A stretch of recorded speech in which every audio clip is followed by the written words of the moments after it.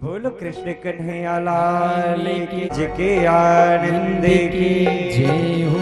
भक्तजनों, जब मन रूपी तार कृष्ण से मिलेगा तो अवश्य उनकी कृपा होगी, इसमें कोई संदेह नहीं है। चलती चक्की देख कर दिया कबीरा रोए, दो पाटन के बीच में साबुत बचा न कोई।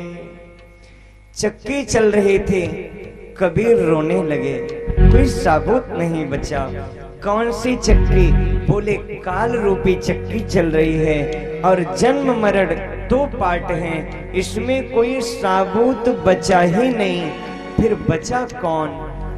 चलती चक्की चलने दे, पिस पिस आटा होए, कीले माही जो पड़े ताको बाल न बाका होए। चक्की चल रही है, उसमें एक कीला लगा है। वो कीला क्या है? बोले ब्रह्म है। और जो अन्न का दाना उस कीले के बीच में पड़ जाता है, फिर चक्की चलती है परंतु उसका कुछ भी नहीं होता है। ठीक उसी तरह जो परमात्मा रूपी कीले के आश्रित हो जाता है, फिर उसका कभी भी कुछ भी नहीं होता। पांडव कृष्ण चरणाश्रित थे, इसलिए उनके जीवन में बहुत संकट आया, परंतु संकट चला गया। यदा मृधे कौरव सृंजयाना, वीरेश्वतो वीरगतिं गतेषु, ब्रिकोदरा भिद्गदाभिमर्श, भग्नोरुदंडे धृतराष्ट्रपुत्रा। महाभारत का युद्ध अंतिम चरण पे था। दुर्योधन की जांघ भीमसेन की गदा से टूट गई। दुर्योधन रो रहा था। उसी समय अश्वत्थामा आए। अश्वत्थामा ने दुर्योधन का प्रिय करने के लिए सोते हुए पांडवों को मारने की भूमिका बना लिया और पांडवों को मारने चल दिया। रात के समय आक्रमण करना चाह रहा था। पांचों पांडव सो रहे थे, परंतु ध्यान देना, पांडव सो रहे हैं परंतु इनके रक्षक कौन हैं? इनके रक्षक तो स्वयं चक्र सुदर्शनधारी हैं। आज छड़ी लेके कन्हैया जग रहे हैं। अचानक अर्जुन की नींद खुली। अर्जुन ने कहा, माधव तुम्हें नींद नहीं आई? कन्हैया बोले, अर्जुन तुम सो जाओ, क्या तुम्हें किसी बात की चिंता फिक्र नहीं है? अर्जुन ने कहा, प्रभु पहले मुझे बहुत चिंता रहती थी, बहुत फिक्र करता था, परंतु जब से मैंने अपने जीवन की डोर आपको दे दिया ना, तब से अब कोई चिंता मेरे मन में बची ही नहीं है। इसलिए भक्तजनों, अपने जीवन की डोर को परमात्मा को दो, ताकि रत्ती मात्र भी चिंता हृदय में ना रहे। हमें चिंता नहीं उनकी, उन्हें चिंता हमारी है। हमारे किस्मत के लेखक तो वो चक्र सुदर्शनधारी हैं, वो वृंदावन बिहारी हैं। जब ये स्मरण में आएगा तो तुम्हारी हर चिंता दूर करने के लिए वो मोहन अवश्य आएंगे। आज अश्वत्थामा ने सोते हुए पांडवों पे आक्रमण करना चाह रहा था। मेरे कन्हैया ने पांडव को वहां से हटा देते हैं और द्रौपदी के 5 पुत्र जो पांडव के द्वारा ही हुए हैं, सुनी सैया पे सो जाते हैं। अश्वत्थामा रात में आता है, पांडव पुत्र को पांडव समझकर सबका सर काट के ले जाता है, दुर्योधन को देता है। दुर्योधन को ज्ञात होता है, दुखी हो जाता है और उसकी मृत्यु हो जाती है, क्योंकि दुर्योधन के जीवन में एक श्राप था, जब तेरे जीवन में हर्ष और शोक का भाव आएगा तभी तो मरेगा। तो अगर किसी को मारना है तो किसी को तो हटाना पड़ेगा ना, ये भगवान की लीला थी। अब दुर्योधन का अंत करना है तो 5 पांडव के पुत्रों की बलि वहां पर देना पड़ा, तभी तो इन्हें लीला पुरुषोत्तम कहा गया है। इनकी बड़ी सुंदर सुंदर लीला महाभारत में देखने को मिलती है। श्रोताओं, इधर 5 पांडव अपने पुत्र को खो दिए, द्रौपदी रो रही है, कुंती दुखी है, द्रौपदी के आंसू बह रहे हैं। सबको दुखी देखकर अर्जुन ने गांडीव ली प्रतिज्ञा की। तदा शुचस्ते प्रम्रजामि भद्रे, हे द्रौपदी मैं प्रतिज्ञा करता हूं, गांडीव मुक्तैर विष्कैर रूपाहरे, मैं जब तक उसे ले नहीं आऊंगा और तुम्हारे पुत्र को मारने वाले हत्यारे को तुम्हारे सामने मैं उसका वध करूंगा। उसी समय अश्वत्थामा रथ लेकर दौड़ा जा रहा था, अर्जुन पीछे चल दिए। अश्वत्थामा ने ब्रह्मास्त्र का संधान किया, अर्जुन ने भी ब्रह्मास्त्र को ब्रह्मास्त्र से शांत करके पशु की भांति अश्वत्थामा को पकड़ के ले आके द्रौपदी के सामने रख दिया। द्रौपदी कहती है, इन्हें छोड़ो, मुच्यताम मुच्यताम ब्राह्मणो नितराम गुरु, ये हमारे गुरु के पुत्र हैं। हे अर्जुन, क्या आप भूल गए, इन्हीं के पिता ने आपको धनुर्विद्या में निष्णात बनाया, निपुण बनाया, योग्य बनाया। जब ये बात सत्य है कि आत्मा जायते पुत्रः, तो फिर द्रोण और अश्वत्थामा में अंतर क्या है? इन्हें छोड़ दो। अब भीम भी आ गए और भीम ने अर्जुन से कहा, अर्जुन अगर तू इन्हें छोड़ेगा तो मैं जरूर मार दूंगा। ये जो भी हैं, परंतु ये पुत्र हत्यारे हैं। जीवन में जब कभी विषम परिस्थिति आ जाए और मन विचार ना कर पाए कि क्या करें क्या ना करें, उस समय कहाँ जाना? उस समय कृष्ण के चरणों में जाना, कृष्ण के शरण में जाना। आज अर्जुन कृष्ण शरण में आए और कहने लगे, प्रभु मेरा मार्गदर्शन करो।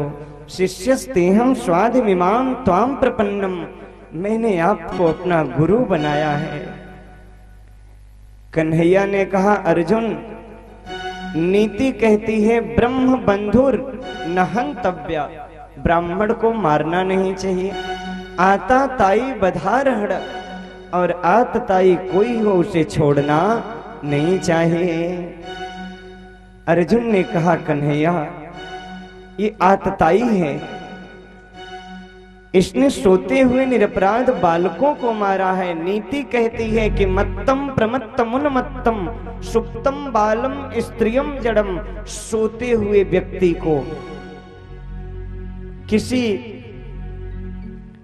स्त्री को,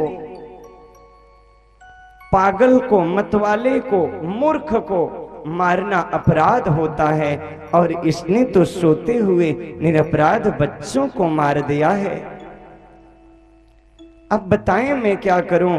अर्जुन समझ गए, अपमानित कर करके उसके ब्रह्म तेज की जो मणि थी निकाल लेते हैं, अपमानित करके उसे बाहर निकाल देते हैं। अपमानित अश्वत्थामा के मन में ईर्ष्या की अग्नि ने जन्म ले लिया। विचार करना भक्तजनों, अश्वत्थामा को तो पांडवों का शुक्रगुजार होना चाहिए था, काम तो मारने का किया था ना, परंतु उसके बाद भी छोड़ दिए। परंतु अश्वत्थामा के मन में तो ईर्ष्या की अग्नि ने जन्म ले लिया, और ईर्ष्या जो होता है वो बहुत दुख देती है। मच्छर भी काटता है, मच्छर भी काटता है, मच्छर बाहर से काटता है, मच्छर अंदर से काटता है। मच्छर से बचने के कई उपाय हैं, मच्छरदानी लगा लो, अगरबत्ती लगा लो, तमाम उपाय, परंतु मच्छर से बचने का क्या उपाय है? बोले, जब दूसरे की पद प्रतिष्ठा देख करके मन में ईर्ष्या का भाव जन्म लेने लगे, तब समझ लेना तुम्हें मत्सर काट रहा है। उस समय क्या करें? बोले, उस समय सत्संग की शरण ले लेना। क्योंकि बिनु सत्संग विवेक ना होए, राम कृपा बिनु सुलभ ना सोए। जब सत्संग में जाओगे तो तुम्हें विवेक की प्राप्ति होगी, ज्ञान की प्राप्ति होगी और तुम्हारा मत्सर अपने आप नष्ट हो जाएगा। कई लोग दूसरे की बढ़ोतरी देखकर उदास होते हैं। अरे तुम अपने कार्य पे ध्यान दो, जो उसके भाग्य में है उसको मिल रहा है, जो तुम्हारे भाग्य में है वो तुम्हें मिलेगा। भक्तजनों, अश्वत्थामा ने ईर्ष्या की अग्नि में संकल्प किया कि मैं पांडव के वंश में किसी को पानी देने वाला भी छोड़ूंगा नहीं। मन में सोचा बचा ही कौन है, एक अभिमन्यु था, वो भी तो युद्ध में मारा गया। अचानक मन में विचार आया, नहीं नहीं, जब अभिमन्यु मरा था तो उसकी पत्नी उत्तरा गर्भवती थी और उत्तरा के गर्भ में बालक पल रहा है। इतने नीचे गिर गया है अश्वत्थामा, इस हद तक चला गया है अश्वत्थामा कि गर्भ में किसी जीव को मारना बहुत बड़ा पाप होता है। परंतु आज सारी परिस्थिति को भूल गया और धनुष बाण लेकर के ब्रह्मास्त्र उत्तरा के गर्भ की तरफ चला देता है। उत्तरा के गर्भ में तो भगवान के परम भागवत परीक्षित जी हैं। श्रोताओं, उत्तरा के गर्भ में जलन होती है, पीड़ा होती है, दुख दर्द व्याप्त होता है। उस समय उत्तरा दौड़ी दौड़ी दौड़ी कृष्ण के पास गई। अब यहां भी कथा संकेत कर रही है कि उत्तरा कृष्ण के पास ही क्यों गई, उसे तो पांडव के पास भी जाना चाहिए था ना। पांडव सामर्थ्यवान थे, शक्तिशाली थे, चाहते तो वो भी दूर कर सकते थे दुख को। परंतु उत्तरा को द्रौपदी से ये शिक्षा मिली है, जीवन में कभी भी दुख आए, कभी भी परेशानी आए तो दुनिया के शरण में मत जाना, समाज के सामने अपने दुख को मत रोना। कई लोगों का स्वभाव होता है अपने दुख को सबके सामने रोने लगेंगे, मैं बड़ा दुखी हूं, मैं ऐसा हूं, मैं वैसा हूं। हो सकता है कुछ क्षण के लिए तुम्हारा दुख हल्का हो जाए, परंतु क्या ये तुम्हें पता है कि जिसके सामने तुम अपना दुख रो रहे हो, क्या वो पूर्ण रूप से सुखी है? इस दुनिया में कोई सुखी नहीं है भक्तजनों। कोई तन दुखी, कोई मन दुखी, कोई धन बिन रहत उदास। थोड़े थोड़े सब दुखी, यहाँ सुखी कृष्ण के दास। जो गोविंद का है वही सबसे बड़ा सुखी होता है। जो गरीब व्यक्ति होता है वो सोचता है धनवान बड़े सुखी होंगे। दीन कहे धनवान सुखी, धनवान कहे सुख राजा को भारी।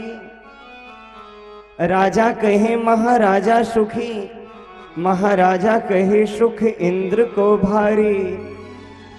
इंद्र कहे चतुरानन को सुख, चतुरानन कहे सुख विष्णु को भारी।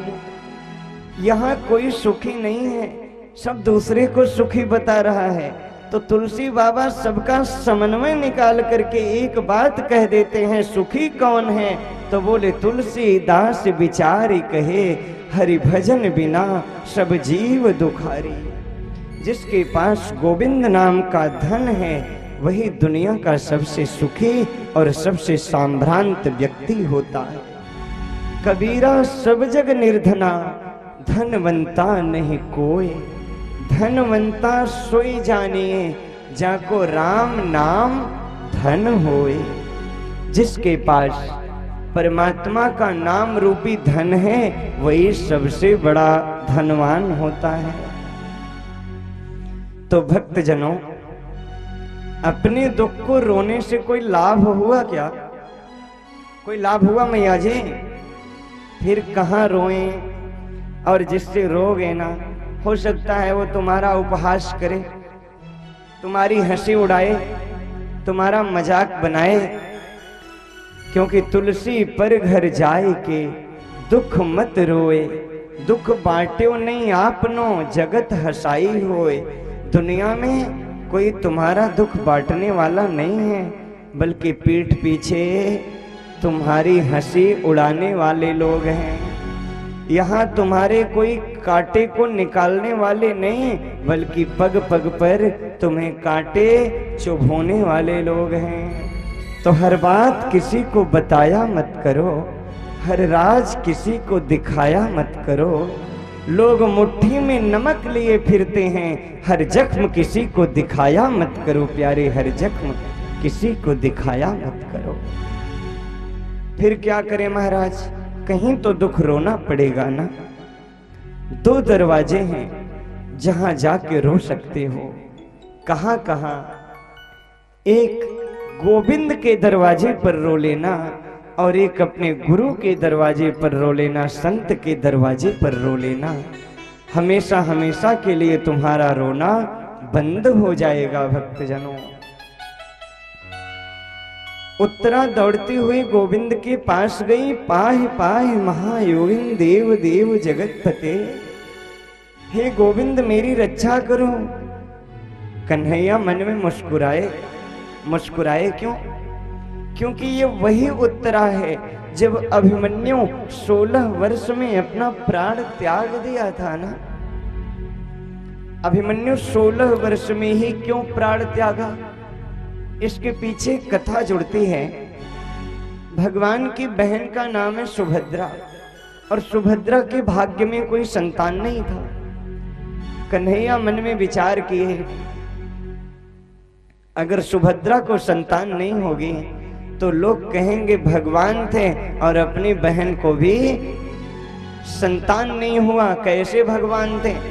तो लोग ना कहें, इसके लिए भगवान ने चंद्रमा के पुत्र वर्चा को चंद्रलोक से 16 साल के लिए उधार मांग करके ले आए थे। कितने वर्ष के लिए? 16 वर्ष के लिए। और वही वर्चा यहां आके अभिमन्यु हुआ। और अभिमन्यु 16 वर्ष में ही वो सब विद्या में पारंगत हो गया, क्योंकि अभिमन्यु की धमनियों में अर्जुन का रक्त बह रहा था। और अर्जुन कोई साधारण नहीं थे। अर्जुन इतना बड़ा वीर जिन्होंने शंकर को भी युद्ध में संतुष्ट कर दिया। बहुत बड़े वीर थे अभिमन्यु। परंतु भगवान ने 16 वर्ष के लिए ही तो ले आए थे ना। अवधि पूरी हो गई, चक्रव्यूह की लीला हो गई, और उसी लीला में अभिमन्यु, जय राधे, उसी लीला में अभिमन्यु का स्वर्गवास हो जाता है। अर्जुन बड़े दुखी हो जाते हैं कि मेरा पुत्र मारा गया, और पुत्र मोह में अर्जुन की आंखों से आंसू बहती हैं। पूरी रात रोते रहे। कन्हैया ने कहा, अपने पुत्र से मिलना चाहते हो? चलो मिलवा देता हूं। आज मेरे कृष्ण लिवा करके गए चंद्रलोक अर्जुन को। वही अभिमन्यु अब वर्चा के रूप में वहां पे कार्य कर रहा है। जैसे ही अर्जुन ने देखा, पुत्र पुत्र कह के दौड़े। अभिमन्यु ने तुरंत कहा, कौन पुत्र कौन पिता, न जाने कितने जन्म में हम तुम्हारे पुत्र बने, तुम हमारे पुत्र बने। अब जब शरीर खत्म हो गया तो संबंध भी खत्म हो गया। अर्जुन को ज्ञान हो गया। तो कहने का तात्पर्य, जब अभिमन्यु की मृत्यु हुई तो यही उत्तरा सती होने जा रही थी, और उस समय कृष्ण ने मना किया कि सती मत हो, क्योंकि तेरे गर्भ में पांडवों का दीपक पल रहा है। परंतु उत्तरा नहीं मान रही थी। भगवान ने बार बार समझाए। आज वही उत्तरा आकर के कह रही है, मेरी रक्षा करो, मेरी रक्षा करो, मुझे बचाओ। कृष्ण मुस्कुराए और अंगुष्ठ रूप धारण करके भगवान श्याम सुंदर उत्तरा के गर्भ में प्रविष्ट होते हैं और गर्भस्थ शिशु की रक्षा करते हैं। बोलो भक्त वत्सल भगवान की जय हो। भक्त भक्तजनों, उत्तरा के गर्भ की रक्षा तो मेरे परमात्मा ने कर दी, परंतु ये बात किसी को कानों कान पता भी नहीं चली। क्योंकि जब परमात्मा किसी कार्य को करते हैं ना, तो पता नहीं चलता है, कार्य हो जाता है। तुम्हारे जीवन में सुख आना है तो कृष्ण की ऐसी कृपा होगी, सुख आ जाएगा, तुम्हें पता भी नहीं चलेगा। जब वो तुम्हें देना चाहेगा ना, तो वो तुम्हें दे देगा, तुम्हें पता भी नहीं चलेगा। जो भाग्य में रहेगा वो भाग करके आ जाएगा, और जो भाग्य में नहीं रहेगा ना, कितना हाथ पीटते रहो वो मिलेगा नहीं। श्रोताओं, तो क्या भाग्य के भरोसे हम बैठे रहें? बोले बिल्कुल नहीं। एक कमरे में 4 मोमबत्ती जल रही थी। एक मोमबत्ती शांति थी। वो मोमबत्ती कहने लगे, अब यहाँ लोग अशांत हो गए, यहाँ मैं जल नहीं सकती, शांति रूपी मोमबत्ती बुझ जाती है। दूसरी मोमबत्ती जो प्रेम की मोमबत्ती है वो भी बुझने लगी, वो भी बुझ गई। तीसरी मोमबत्ती विश्वास की मोमबत्ती थी। वो कहने लगी, मैं यहाँ क्यों रहूं? अब लोगों के अंदर विश्वास खत्म हो गया और वो भी बुझ गई। उसी समय एक छोटा सा बच्चा रोता कमरे में आता है और सोचता है कि अभी तो मोमबत्ती पूरी भी नहीं हुई, आधी पर ही मोमबत्ती क्यों बुझ गई? अब अंधेरे में मैं कैसे रहूं? अब वो बच्चा रो रहा था। उसी समय चौथी मोमबत्ती जो जल रही थी वो कहने लगे, तुम रो मत, मैं जल रही हूं। मैं कौन हूं?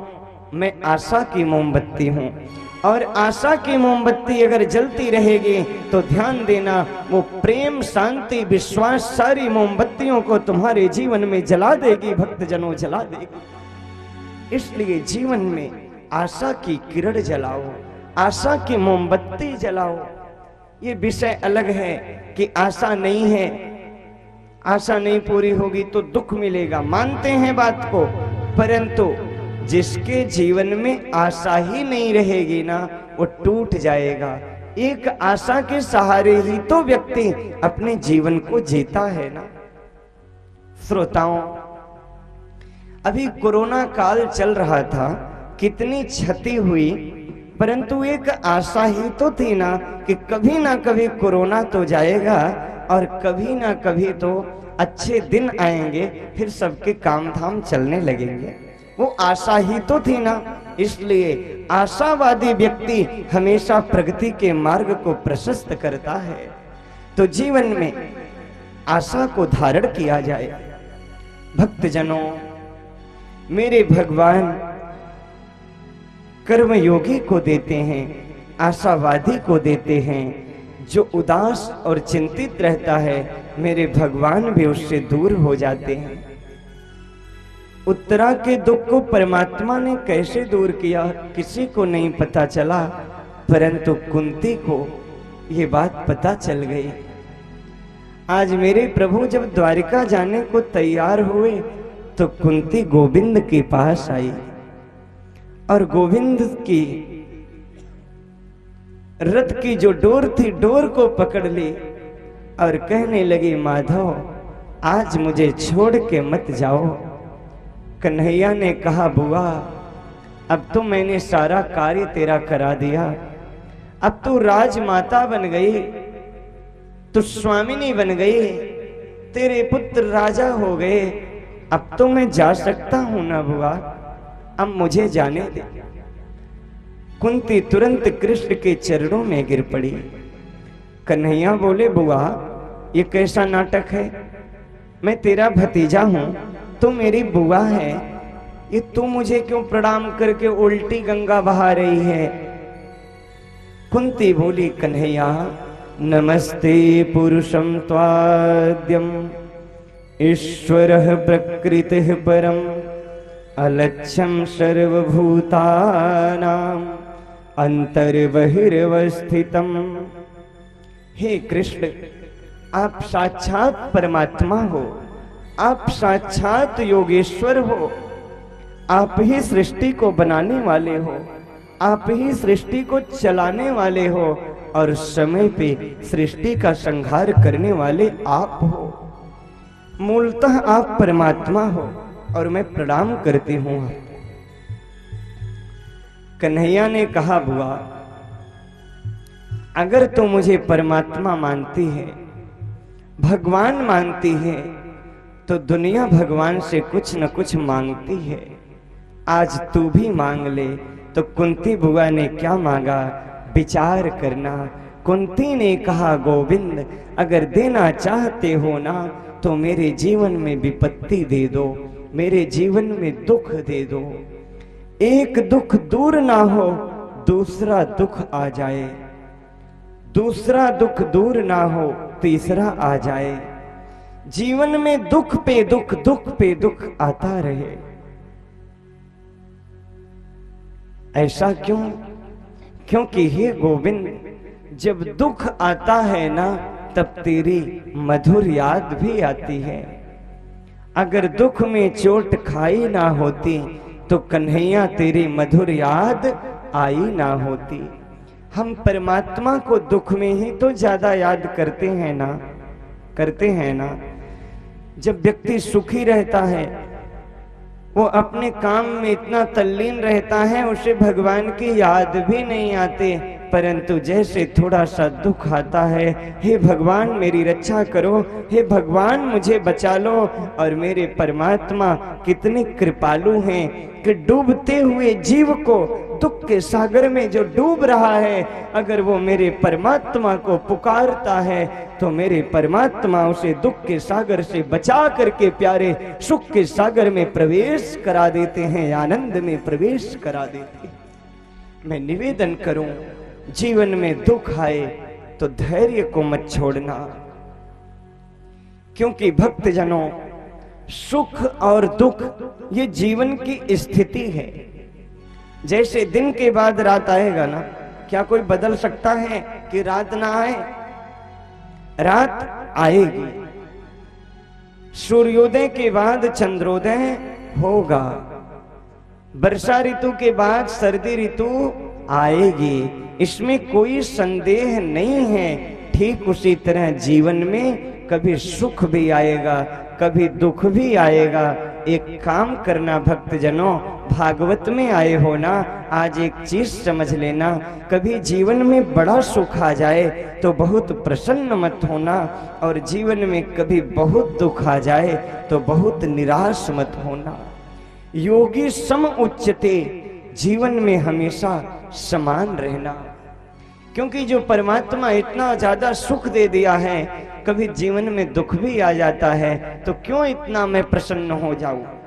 और अगर दुख आया है ना तो चिंता मत करना, कभी तुम्हारे दुख के बादल छट जाएंगे, दूर गम जाएंगे, अच्छे दिन आएंगे और तुम्हारे जीवन में भी सुखी के 4 चांद नहीं 8-8 चांद लग जाएंगे प्यारे, 8-8 चांद लग जाएंगे। इसलिए धैर्य हो। आज सबसे ज्यादा कमी क्या है? बोले मनुष्य के पास धैर्य नहीं है, हमारे पास सब्र नहीं है। हम थोड़े से दुख में टूट जाते हैं, और टूट जाओगे तो टूट करके बिखर जाओगे। इसलिए भक्तों, गोविंद पर विश्वास हो, कर्म पर हो आस्था, कितने भी दुख आएंगे मिल जाएगा रास्ता। तो क्यों घबराते हो? जब तुम्हारा संबंध भगवान से है, तुम्हारा नाता भगवान से है, और जिसका नाता मेरे कृष्ण से है ना, अगर उसके जीवन में कभी कोई समस्या आएगी भी, समाधान करने मेरे कन्हैया पहले आ जाएंगे। तुम्हारे मन में अगर कोई ख्याल आएगा भी तो उसे पूरा करने के लिए कन्हैया तत्काल आ जाएंगे। इसलिए कभी घबराना मत। आइए आज अपने मन को मजबूत करने का काम करते हैं, अपने आत्मा को एक सुंदर बल देने का कार्य करते हैं। संघर्षों में भी मजबूती डालने का प्रयास करते हैं और कृष्ण पर विश्वास नहीं बल्कि परम विश्वास करते हैं। आइए बड़े भाव से जय हो। क्यों घबराऊं मैं, मेरा तो श्याम से नाता है। क्यों घबराऊं मैं, मेरा तो श्याम से नाता है। मेरी ये जीवन गाड़ी, मेरी ये जीवन गाड़ी श्याम चलाता है। क्यों घबराऊं मैं, मेरा श्याम से नाता है। क्यों घबराऊं मैं, मेरा श्याम से नाता है। जय हो हरि बोल।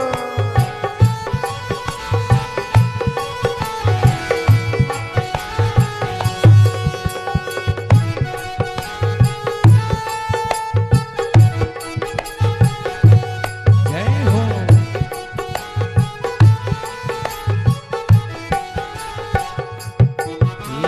जब जब मुझको पड़ती है दरकार, श्याम हमेशा रहता है तैयार।